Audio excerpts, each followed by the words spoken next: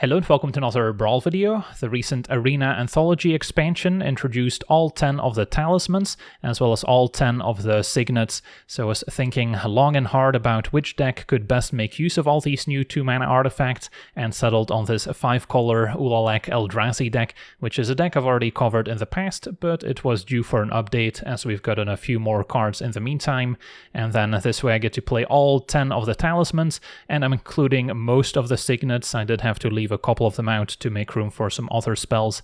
By the way, if you do decide to get the Arena Anthology cards, I recommend just crafting the talismans and signets, since they just use an uncommon wild card, and you probably only need one of them for Brawl, so you don't need to get the whole bundle. If you want to get the swords, you also probably only need one of each, so then just crafting them with a mythic wild card is probably going to save you some money compared to getting the whole pack. And then for this build, I also decided to only stick to colorless spells, so we don't have any actual colored spells throughout, and the colors we're actually focusing on are blue, red, and green, since we don't really have any black or white Eldrazi that I wanted to cast, so the mana base also reflects that. So it's a colorless 5-color deck that's really a teamer deck, so it's a little bit complicated, but we'll get through it.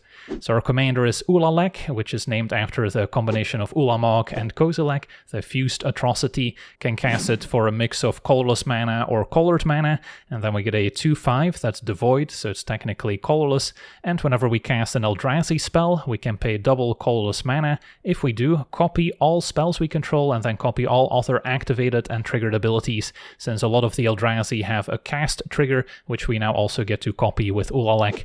So then if we take a look at our deck breakdown, I've split things up into a few different categories. We've got our Harambe section, which is mostly 2-mana signets and talismans, but we've got some more expensive cards as well.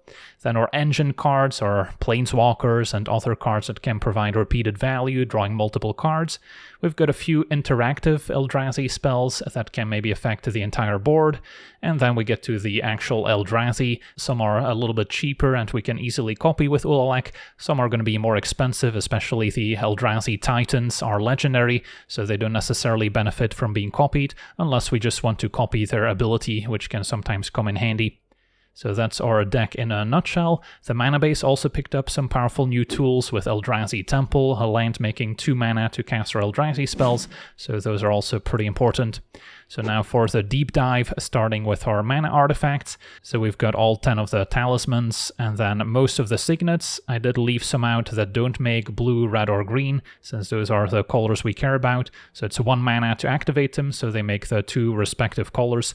So those can also be tapped the same turn we play them, which can maybe help us double spell or play out multiple signets or talismans in the same turn. Then we also have Arcane Signet, which is of course the best one, as it can make a mana of any color. Mind Stone, still making colorless, also quite good, can also immediately tap it or maybe sack it to draw a card. And the Iron Crag can also maybe turn into an equipment. And then at 3 mana there's a Worn Power Stone, making double colorless. There's Path of Annihilation, making a pair of Eldrazi spawn tokens. Now all our Eldrazi can tap to make a mana of any color, and whenever we cast an expensive creature spell, we get to gain 4 life. Can also be quite useful against aggro. There's Hedron Archive and the Ring, immediately tapping for double colorless. Forsaken Monument is quite powerful in a deck with all these colorless sources, as we get to produce an additional colorless whenever we tap them, in addition to pumping up our colorless creatures and gaining a life whenever we cast a colorless spell, so that's another very important card for the archetype. Paradox Engine is quite synergistic with all the signets and talismans, as we can repeatedly untap them after casting a spell, and that's also very good in conjunction with some of our card draw engines like the One Ring and Mystic Forge, which we can also then repeatedly untap to cast more and more spells. And then the Eternity Elevator makes triple colorless, can also start stationing it, and at 20 or more charge counters it will make mana equal to the number of charge counters on it, so that's also quite powerful with some of our larger Eldrazi. And then we get to our engine cards with Kozilek's Unsealing, making some spawn tokens when playing smaller Eldrazi, and then eventually can also draw 3 cards, so that's quite the payoff. The One Ring, as we mentioned, also quite good with our Paradox Engine, but in general provides a lot of card advantage. We've got Mystic Forge, which is perfect in a deck with only colorless spells, as we can play those off the top.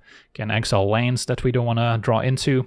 Echoes of Eternity copies all our colorless triggers and all our colorless spells, turning those into tokens, so that's also a lot of fun. And then we've got our 2 Ugin Planeswalkers. The Ineffable discounts our colorless spells, can make spirits or destroy permanents that are 1 or more colors. And then Ugin Eye of the Storms, a more recent addition. When we play it and whenever we cast another colorless spell, can exile something that's 1 or more colors, can gain life, draw cards, and can also generate additional mana, so it kind of does it all. And then our interactive Eldrazi spells include Ugin's Binding, which can bounce an opposing non-land permanent, and then Kozilek's Return, dealing 2 damage to each creature.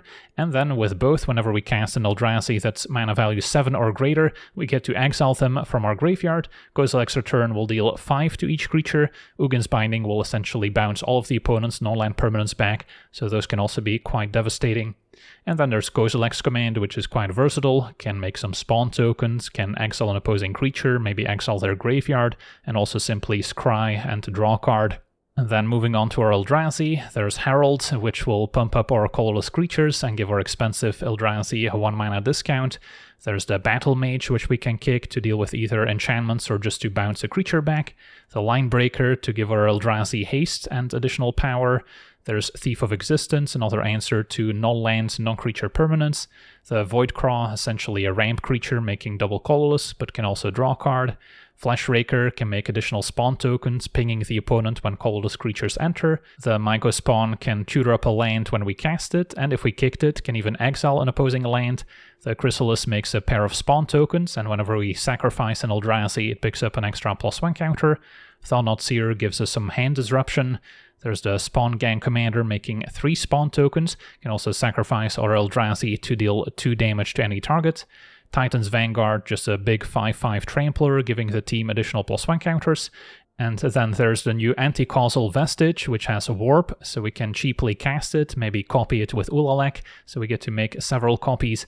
And then when it leaves the battlefield, it can also draw a card, maybe put something in play. And then we get to the more expensive 7+ mana Eldrazi, starting with Worldbreaker, which gets to exile target artifact, enchantment, or land when we cast it. So also very nice to copy it, so we can exile multiple things. Devourer of Destiny, fine to have in your opening hand, but also good to cast as it gets to exile target permanent that's 1 or more colors. So again, it cannot exile lands since those are considered to be colorless. Null Drifter is fine to evoke or fine to cast, either way get to draw 2 cards. If we cast it, we get a 4/4 flyer with Annihilator 1, so when it attacks, the opponent has to sacrifice a permanent of their choice. We've got the Sire of 7 Deaths, which is a more recent addition from Foundations, 7/7 with 7 different keywords, all very useful. Then there's the Breaker of Creation, which has Annihilator 2 and Hexproof from each color. When we cast it, we gain 1 life for each colorless permanent we control, so that also includes our lands. Then there's Harrigast, which we can potentially emerge, sacrificing a cheaper creature, but also fine to just cast, and then if we have it in play, we can also emerge our other, more expensive Eldrazi perhaps, and we can also maybe draw 3 cards in the process. There's the Eldrazi Titans with the 2 different Kozileks, the Broken Reality, maybe making some face-down creatures, bumping them up in the process, can also maybe draw some cards if the opponent manifests. There's the Great Distortion, which can also fully refuel our hand, and maybe counter some spells afterwards. Ulamog the Ceaseless Hunger can exile 2 permanents when we cast it, it's also very nice to copy, so we can maybe exile 4 things. Ulamog the Defiler will have a lot of Annihilator, depending on what we can exile with the ability, also just gets to mill half of the opponent's library. We've got Emrakul the World Anew, which can steal all of the opponent's creatures. Have to be careful with copying Emrakul, especially with an Echoes of Eternity, because then we will have to sacrifice one of the legends, so we have to be careful not to just lose our entire board to it. And then Emrakul the Promised End to just steal the opponent's next turn can also be quite backbreaking. And then the mana base has 1 of each basic in the Temur colors, also playing the Pain lands, since those can also produce colorless mana, so those are quite useful. And then in each of the Temur colors I've got the Shock lands, as well as the Surveil lands, which we can fetch with our many fetch lands to maybe improve our next draw step. And then we've got a bunch of colorless utility lands, providing value when they enter, maybe gaining 2 life with Adventures Inn or Radiant Fountain. Can also gain life with Inventor's Fair at some point, and can also sack it to maybe tutor up a powerful artifact, like the One Ring or maybe a Paradox Engine. Then there's a few ways to draw cards, with Arch if we get to the City's Blessing, or with Enclave if we control a creature with power 4 or greater. Then there's cards like Cavern of Souls, which can make a mana of any color to cast our Eldrazi spells. Cavern also makes them uncounterable. And then we also have a lot of lands that can either scry 1 or surveil 1 when they enter the battlefield, so those can also improve our next draw step. And then a few more utility lands here. Sanctum of Ugin can maybe tutor up an expensive Eldrazi after sacrificing it. We've got the Ugin's Labyrinth, which if we pitch an expensive Eldrazi to imprint, we also get to make 2 mana with it right away, so that's quite exciting. Then of course there's the Eldrazi Temple, making 2 colorless mana to cast our Eldrazi spells. The Gemstone Caverns can maybe start on the battlefield, so we can also get ahead on mana. And there's, of course, Ancient Tomb, making 2 colorless mana at the cost of 2 life. So those are all very useful in getting ahead of the opponent. I did leave out Strip Mine, hoping my opponents do the same. So yeah, that's our deck. Now let's jump into some games and see how the deck does. Okay, we're on the draw, facing Wrenn and Six. So odds are our opponent's planning to get back Strip Mine over and over. So then getting our Ugin's Labyrinth blown up is going to hurt even more. Yeah, I mean, the Labyrinth is kind of the only reason to keep this hand, otherwise it's a little bit slow. I'll take a mulligan. This is better. Got a few Scries and Surveils to hit more land drops. No 1-toughness creatures that can get pinged by Wrenn and Six at least. Can maybe finish off some of our spawn tokens. Alright, Chromox could play their Planeswalker turn 1 already. So that can rebuy their fetch lands, eventually set up an emblem as well. Alright, for now I guess we can just fetch a tap lands to surveil. A Reunion's gonna discard and draw. Can discard a land, get it back. And a Halfling. So, yeah, if they get to the emblem, they can retrace spells out of their graveyard. It's gonna be a while before we can answer it.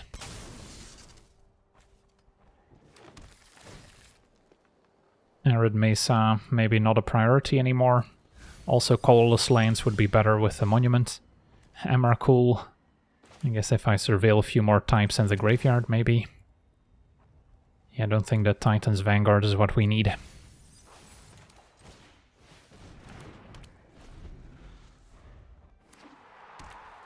So Arena can set up a creature with haste. The Explorer lets them replay a land several times.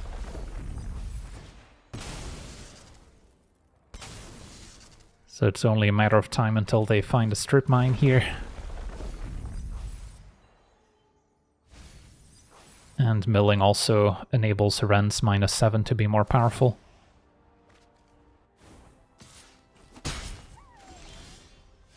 Okay.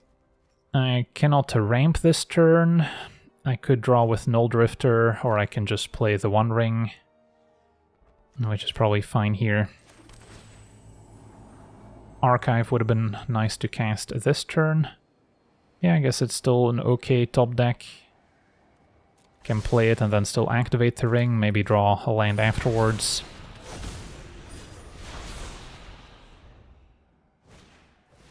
Now Lotus Cobra can generate a lot of mana with these fetch lands. The cycling lands are also quite good with Wrenn. Get it back, draw a card.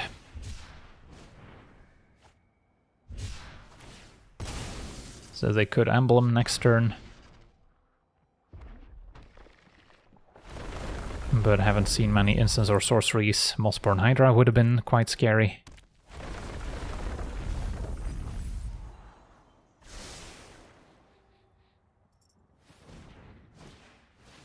Strike it rich, make a treasure. Alright, so they're kind of just spinning their wheels a bit. So play Archive and draw with a ring, hope to draw land.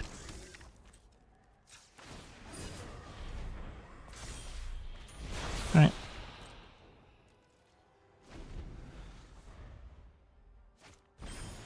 Salvaging now gives him a bit more card draw.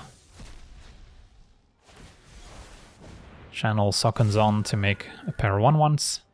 Could get it back to do it again.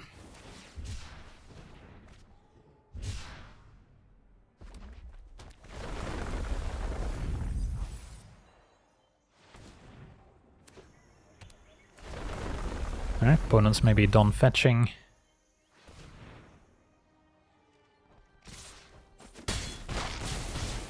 So we're at 16, lose one to the ring. And yeah, I'm gonna have to draw here. Probably using Hedge Maze, so I have more colorless mana for Monument afterwards. I guess if I play Monument first, that also works. 3, 4, 5, 6. Yeah, I guess we play Monument, tapping the Maze in the process. And then I get to use a ring. Have some leftover mana. Eldrazi Temple. Does that cast anything? Yeah, I guess I'm a little bit short of the line breaker since we don't have the red mana for it. So may as well just fetch and then keep the temple for next turn as a bit of a surprise. If we're not dead, since we're taking 2 more from the one ring.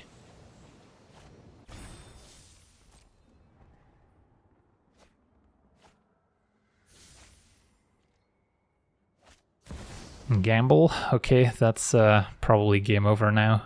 Opponent can get whatever they want. With Wrenn and Six, they could potentially retrace the gamble as well. And yeah, they found Strip Mine. So that's what they tutored. They happen to discard it, but they can still get it back. And with the Explorer, they can also replay it out of the graveyard. So I'm gonna lose all my lands, which also nerfs the effectiveness of Forsaken Monument.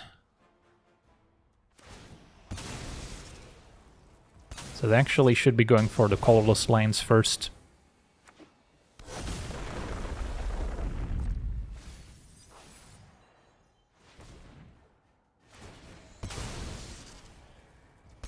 So in a way, the fetch land is protected from Strip Mine. Ancient Green Warden can double landfall effects, but doesn't give them an extra land drop at least. Are we still dead? I'm at 3, so I can't fetch until next turn. After gaining a life with Monuments. But that doesn't leave a ton of great options. I guess we can cast Ulamog, exile 2 things. Man, wish we could get to Emrakul here. But we're just 1 mana short, I guess. Because yeah, if I fetch, I'm dead. So that doesn't work. And I don't have a cheap enough card to cast to let me still play Emrakul. Can still draw with the One Ring, but not sure what I'm hoping to draw with it. I guess like Kozilek's command type effects. Can maybe clean up the smaller creatures. But this is our last chance to cast something before we get Strip Mine locked. I guess Sire has lifelink, so that could help. Cast Sire, and then I guess I could still play a Thought-Knot Seer.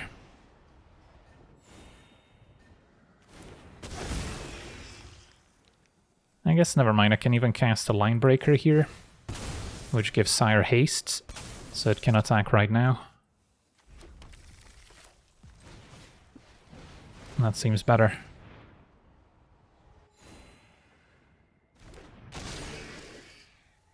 And then do I draw with a One Ring? I can probably afford to.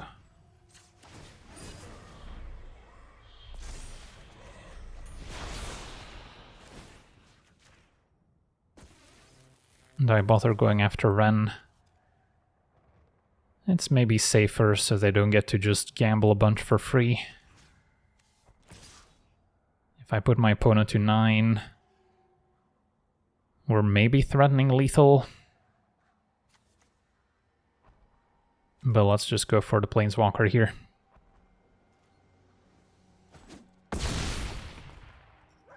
And then even if they blow up all my lands, I'll still have my artifacts making additional mana. Discard. Yeah, I'm not casting a blue-green spell with only colorless mana. Now Traveling Chocobo for extra landfall triggers. They even had a birds on top they could cast.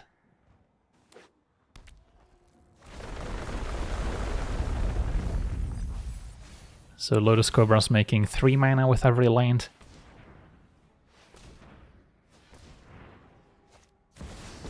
Wrenn and Six is back. And so is Strip Mine.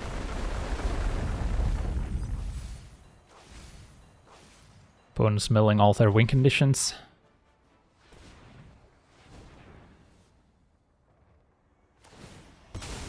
Goodbye Conduit.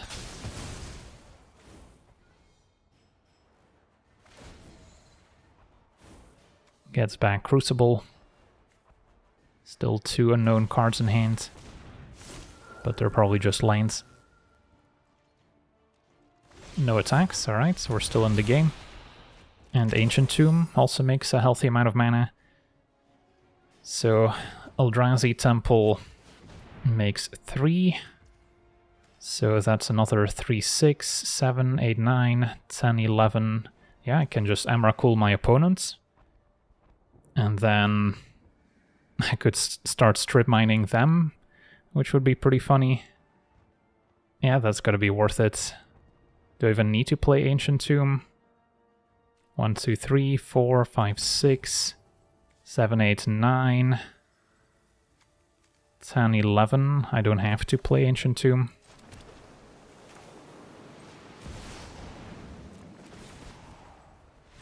And our opponent concedes. Alright, so beat the strip mine lock. On to the next one. Okay, we're on the play, facing Rofellos. This is not going to be a good matchup as we don't have any removal for it. Although I guess we can bounce it with a Battle Mage, and with Ancient Tomb we're off to a quick start. Alright, you know what? I'll try it. Turn 1 Signet. Turn 2...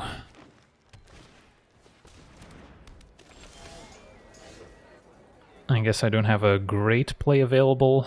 3, 4 mana. Probably want to wait on the Battle Mage. So, name Eldrazi.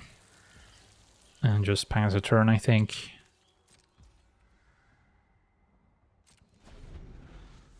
Hope they don't play Rofellos. Maybe afraid of removal.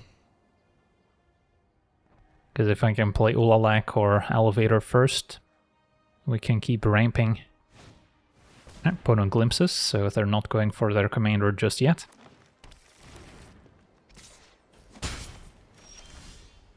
So then now I should be able to just play Ulalek. If I play Elevator, then we're getting close to casting Ulamog. 5, 6, 7, 8, 9.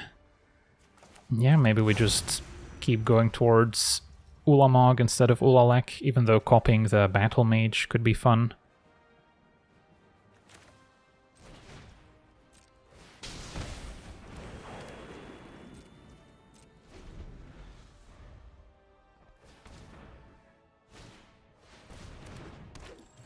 So there's Rofellos. Currently makes 3 green mana, but likely to be more, as our opponent's got a Flare of Cultivation as well.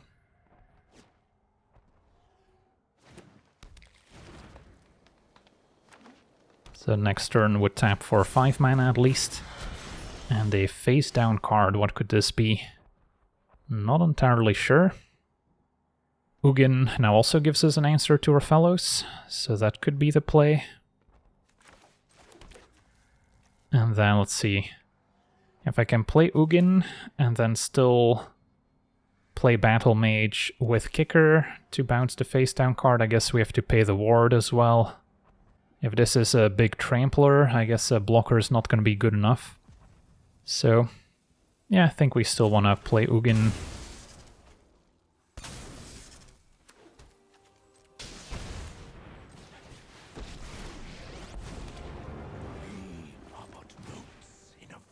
I guess we'll just go for Battle Mage Bounce Rofellos and then plus Ugin. So we have extra blockers for the face down card.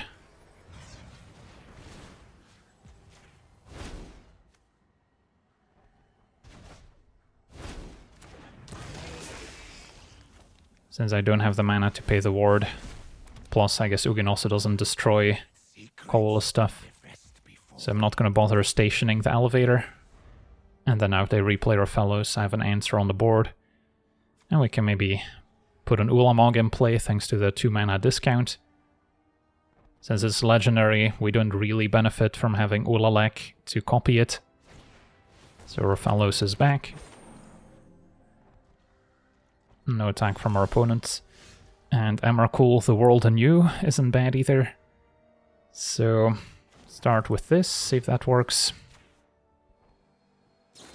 It does not. Royal treatment. So, still gonna try Ulamog.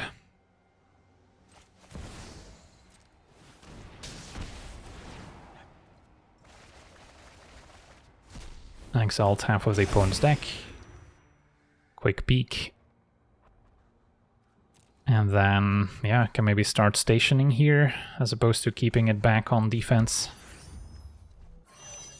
And then next turn this will be enabled. But yeah, now opponent's got access to a lot of mana, so could just be dead. Portal to Phyrexia, that's the perfect answer to 3 creatures on the battlefield. So there goes Ulamog. At least we still stationed the elevator a little bit. So what does this do when fully stationed? Access a number of charge counters. That is a lot of mana still. So let's see, can I play Vanguard? That would be stationing it all the way.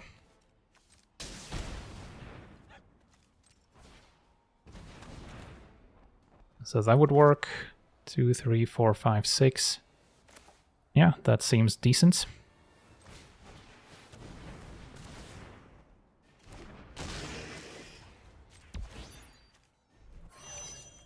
And now we get to make 20 mana. So I can Emrakul my opponents.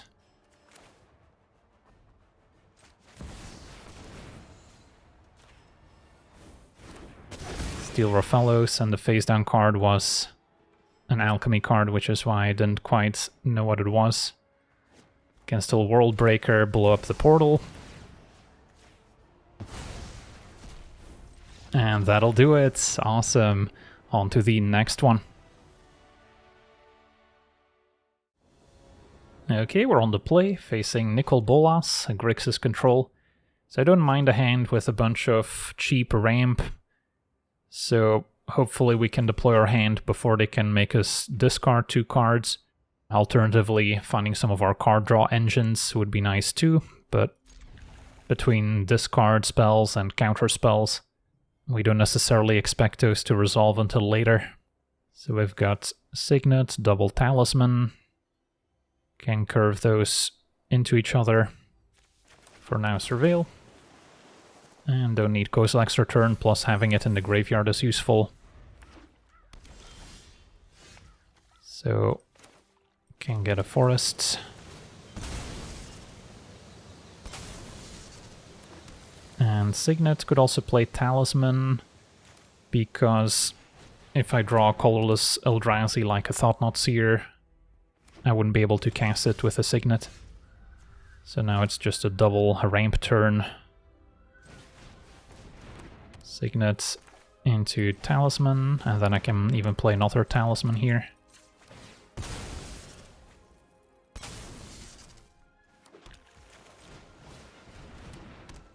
Alright, so we've got 7 mana on turn 3.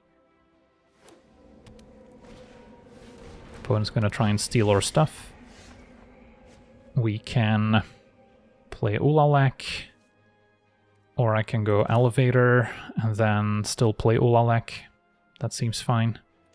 Let me make sure to tap the Signet since that could be annoying. This should work.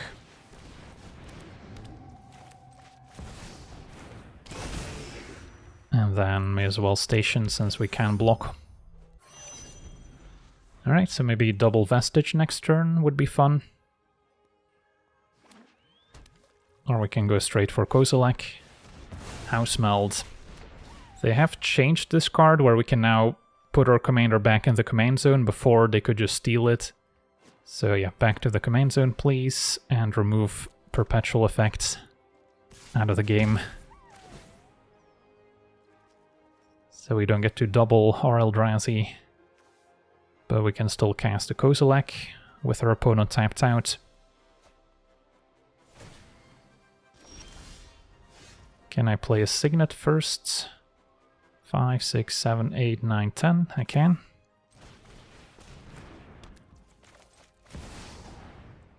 And then may as well Kozilek's return, sure.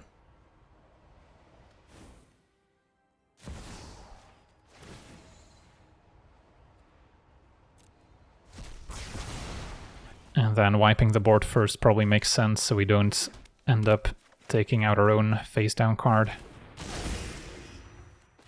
Alright. Got the City's Blessing, and let's start stationing. So that can make 1,000,000 mana soon. And then Mystic Forge is exactly the type of card we want in this matchup. Being able to play stuff off the top. Alright, opponent found a Forsaken Monument with the Aven, and they actually have some colorless sources, so they get to take advantage of it while pumping their creatures as well, so that was neat.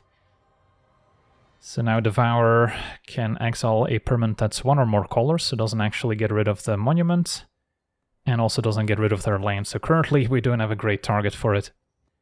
But yeah, I think we'll be alright. So we can station. This now makes 21 mana. So we'll first see what's on top with Mystic Forge. Can play the Path. Am I attacking with Kozilek? I guess I can. So, sure, let's make some mana.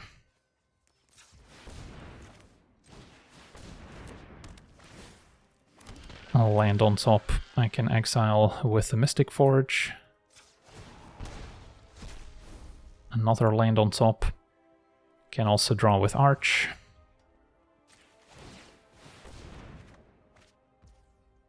And then Ulamog I can cast. Exiling Monument and a land. And that's going to be good enough. Awesome. On to the next one. Okay, we're on the play, facing Codie, so a multicolored, more controlling strategy usually. Well, Ancient Tomb is always exciting, so I'm gonna keep. Can play It That Heralds into an Unsealing.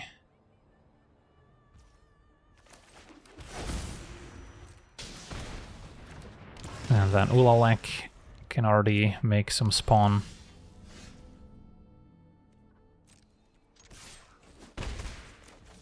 Just fetch an island. And then Verdant can maybe get a Stomping Ground.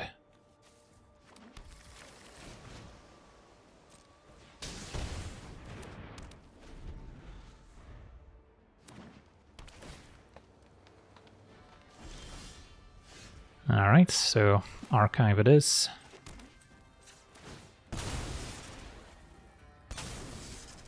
Have to be a little careful here with shocking myself when we have an Ancient Tomb going off.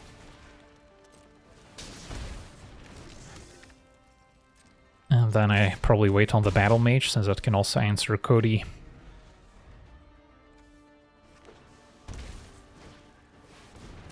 For now, Provisioner. So how much mana am I working with? 8, 9. So if I go Elevator, I can still play Ulalek. That seems good.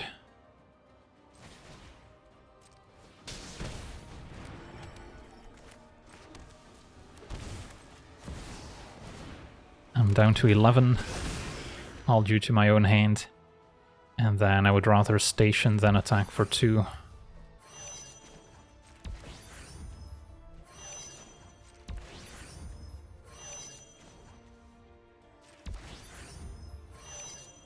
And then maybe next turn we can make use of the Battle Mage, copying it with Ulalek as well.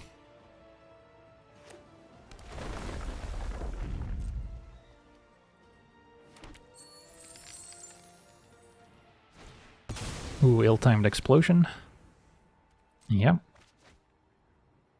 What are we discarding? An 8-drop, so that's gonna wipe my board. Fair enough. They could have hit us for 3 first. And now a Path of Annihilation. So, can replay Ulalek. If I go Ulalek, I do get to trigger the Unsealing. So, seems like a fine starting point. I guess I gotta make a red here.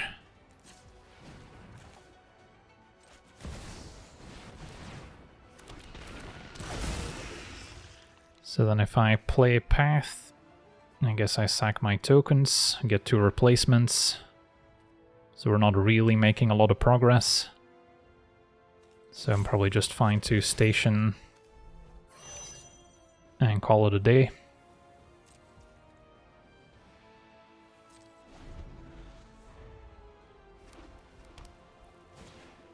And double vision we can also remove with a Battle Mage.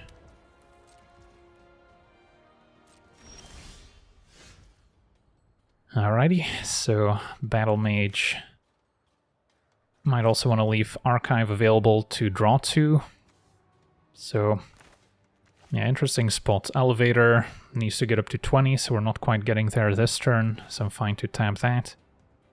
Play Path.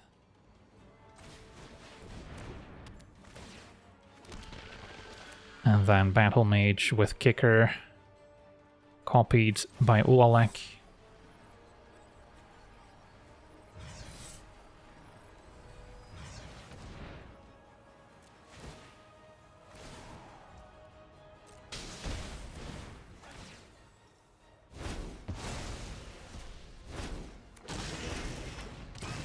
Station some more.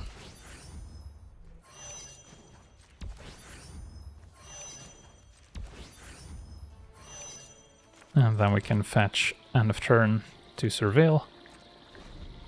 Maybe next turn sack the Archive. Opponent had a Wrath once again. So there go all our creatures.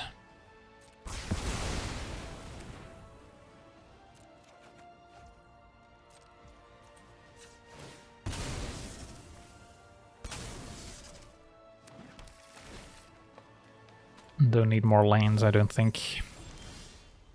Alright, Devourer doesn't have anything to exile. But it would draw off Kozilek's Unsealing. And I guess it would also fully station the Elevator. So, yeah, maybe it is still worth it. So if I play it, I don't have to tap the Elevator.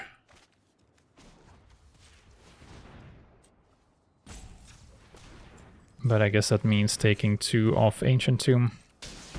But we're gonna gain life of Path as well. So this seems okay.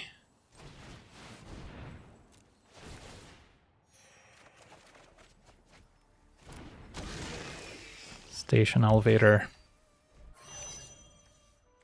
Can scry. And Harrogast seems okay. Play Ulalek. And then... yeah, I guess Elevator cannot make enough colorless mana to cast Ulalek right now. And is there a sequence that allows me to still cast it? Yeah, not quite. So then we'll just go for Talisman and pass.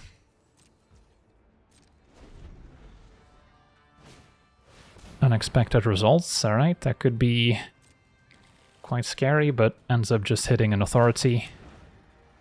So that's not too bad. And there's Codie. can cast the Coastal extra turn just to get it in the graveyard, and then when we play Harrogast I can deal with Codie.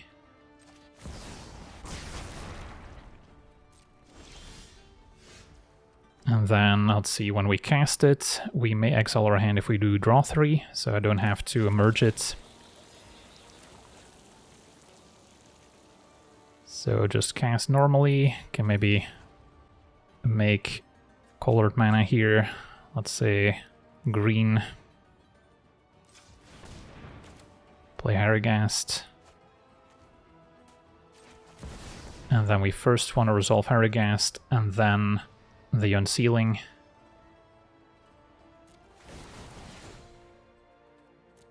Exile my hand, draw 3. Wipe the board, get rid of Codie, gain some life, and then draw some more cards. Alright, so we're kind of doing it. Thief of Existence can get rid of Authority. Kozilek's Command can also make lots of tokens, which I guess we don't want them gaining a life. Could also copy the Thief with Ulalek, wait on Emrakul. Got a few options. But yeah, let's say we replay Ulalek.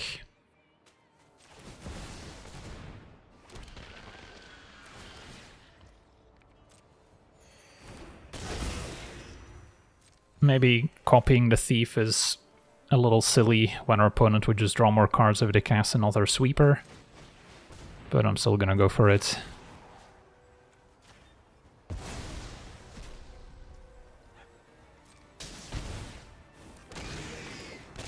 Alright, can keep stationing for next turn. And hit for 6. And then I'll hang on to Kozilek's Command, I think. In case of emergency.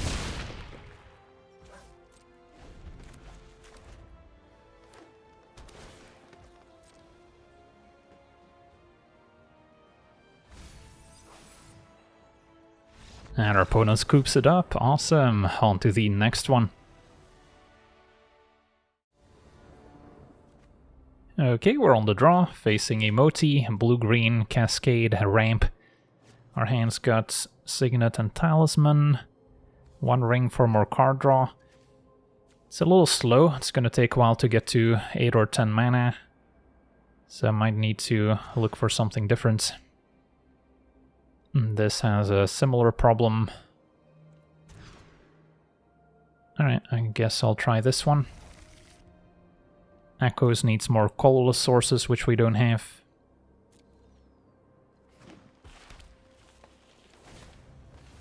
Turn 1 Utopia Sprawl. Thought-Knot Seer could offer meaningful disruption. I'll keep the land. So next turn they can play Imoti. If I play Mindstone, I can play Thought-Knot Seer next turn.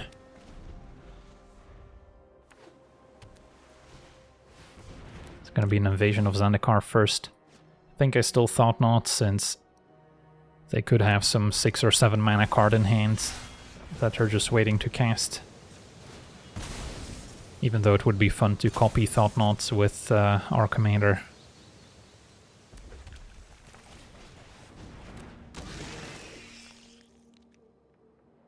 And yeah, opponent's got some good cards in hand. Mana Drain, Last March still needs an expensive creature. And then Titania's Command can keep on ramping, making some tokens maybe. Well, Mana Drain's probably the biggest problem. A bit of a nombo with Cascade, but I guess it's good enough to still include it. But yeah, if our opponent finds something big and then casts a Last March, that's gonna be rough. Let's see, can our opponents play Imoti and then I guess still keep a Mana Drain? If they tap out for commands, then maybe they go shields down on Mana Drain. Yeah, it's tough. I think I take the Last March. I can maybe beat a Mana Drain, but probably can't beat a card advantage from a March. So Imoti goes past some pretty strong cards, ends up on Brainstorm. Our next turn is just going to be playing a bunch of Signets, So if they want to counter one of those, that's fine by me.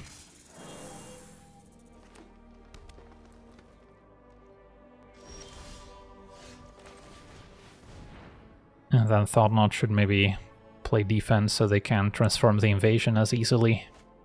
Opponent's gonna just bite the bullet here. Counter my first Signet, and then I can play 2 more out.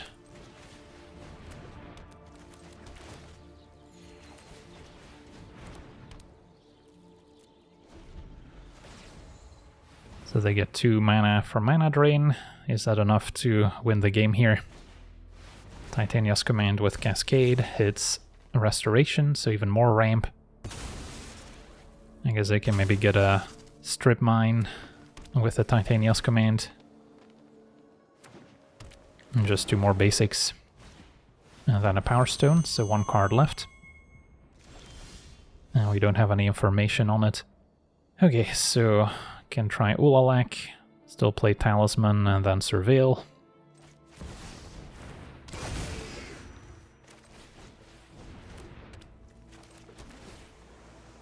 And a Mystic Forge seems like a good top deck.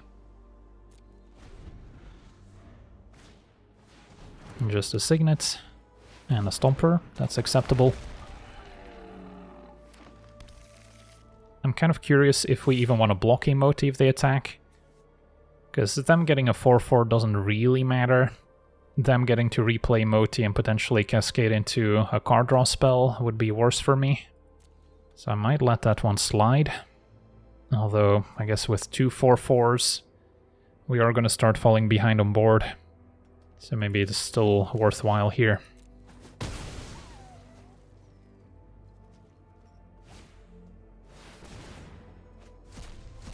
Alright, Cyclonic Rift can bounce one thing. They get to draw if they bounce Thought-Knot, but then I can just replay it and even copy it. But yeah, Cascade doesn't let you put the card in hand like you can with a newer mechanic. Alright, so maybe start with a Mystic Forge. See what's on top. Battle Mage can bounce stuff, or blow up artifacts and enchantments. So, let's see, can I play it and then still pay 2 colorless? I have 2 colorless sources, so I'm gonna be a little bit short. Yeah, maybe I should not have tapped the Adventures in. So in that case, I'll just kick it.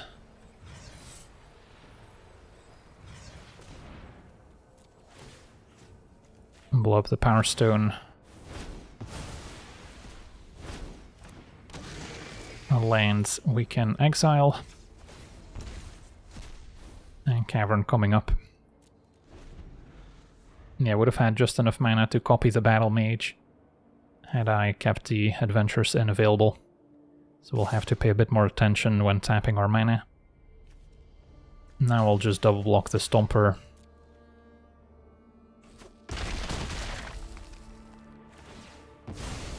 So they get their 4/4. And a Halfling is fine. Alright, Gelfern Void exiled with Mystic Forge. Could also draw with a Mind Stone, which is maybe the next play. Since I want to find something impactful. Just another land, although I do get to shuffle.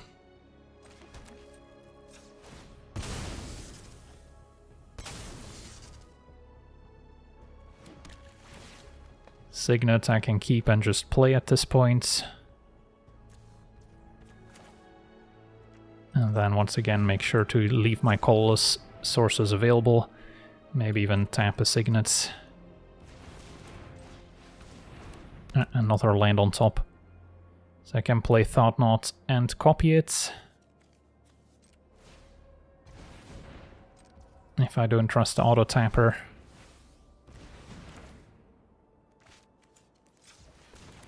I think we figured it out. Nothing in the opponent's hand to take, but we just want the 4/4s.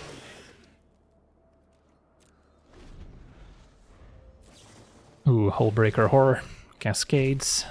Hits Cultivator. At least they're not bouncing anything right now.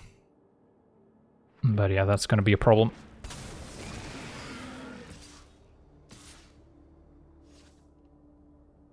Skyclave I can just block with Ulalek.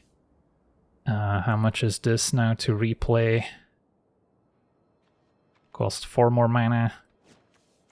So let's see, 4, 7, 8, 9. They could still cast it, which would trigger the Hullbreaker, which is probably something I want to avoid. Alright, there we go. Ugin off the top. That's what we're talking about. Still gonna be mindful about tapping my colored sources first.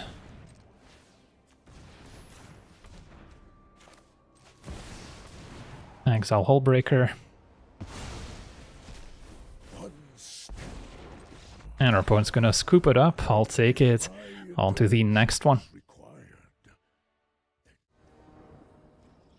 Okay, we're on the draw, facing Mauhúr, Uruk-hai Captain, 2/2 Menace. If one or more counters would be put on Army, Goblin or Orc, they get an extra counter. Okay, I think we've got a keeper. Can use Iron Crag to make colorless mana to play it that heralds, or just ramp out a Path of Annihilation. Can surveil, getting maybe a blue-red land. Or maybe red-green makes more sense initially. And then we wouldn't mind keeping more lands on top. So they run out their commander.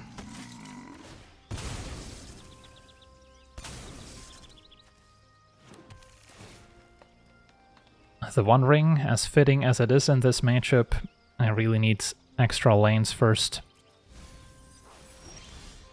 Ancient Tomb, that's a pretty good land. So I can play that and then still go Iron Crag into it that heralds. We've nicknamed him Herald. It's a little easier to pronounce.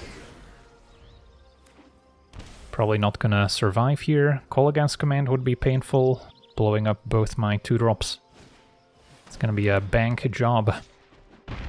Can eventually exile it with World Breaker. So for now, I have access to 5 mana, so that plays Elevator into Talisman.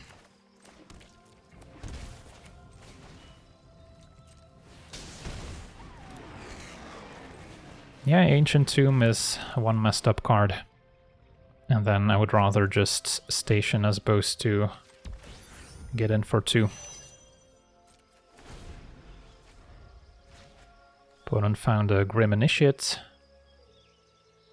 Can also amass zombies if it dies.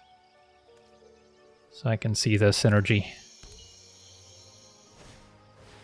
Now the Dreadhorde Twins can also amass zombies. So gets an extra counter thanks to their commander. And gets a treasure, which they can still use to lightning bolt. Fair enough. Alrighty, so can already cast an Ulamog here if I'd like. Can I go Path into World Breaker, maybe start gaining some life, and Ulamog is still vulnerable to an Edict effect, so it's maybe better to put more stuff in play first. So let's see, this makes 2 spawn, and then 1, 2, 3, 4, 5, 6, 7, yeah, we can still play World Breaker. I'm gonna have to tap Ancient Tomb, but we'll gain 4 off Path of Annihilation. And we get to exile the bank job. And then, do I keep stationing? Yeah, maybe that's still worth it.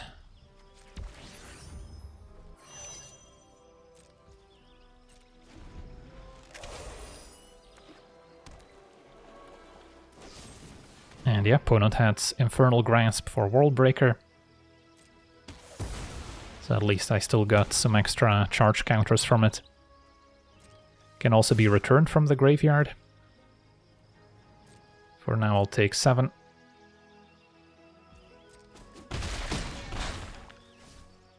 And then hope that Ulamog can stabilize us. Alright, so Ulamog it is.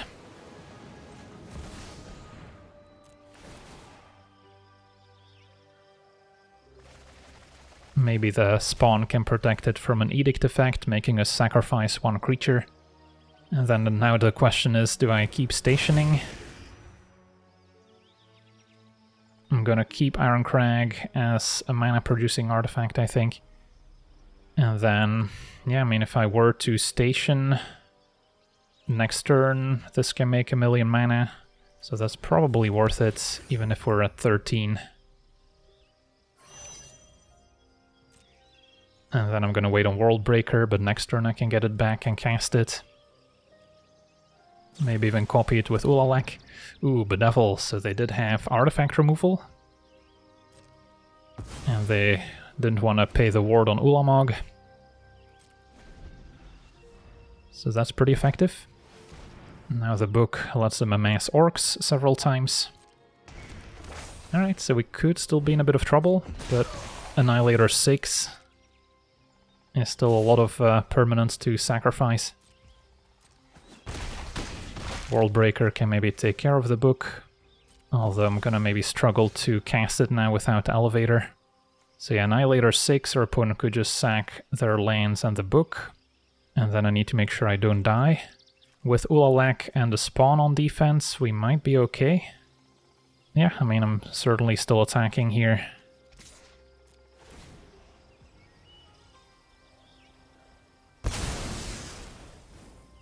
Okay, so that happens. Opponent takes 13. And then I can still play Talisman into Ulalek without having to tap my Ancient Tomb. So we've got 2 blockers. Opponent cannot cast any removal spells. So, and we should be alright.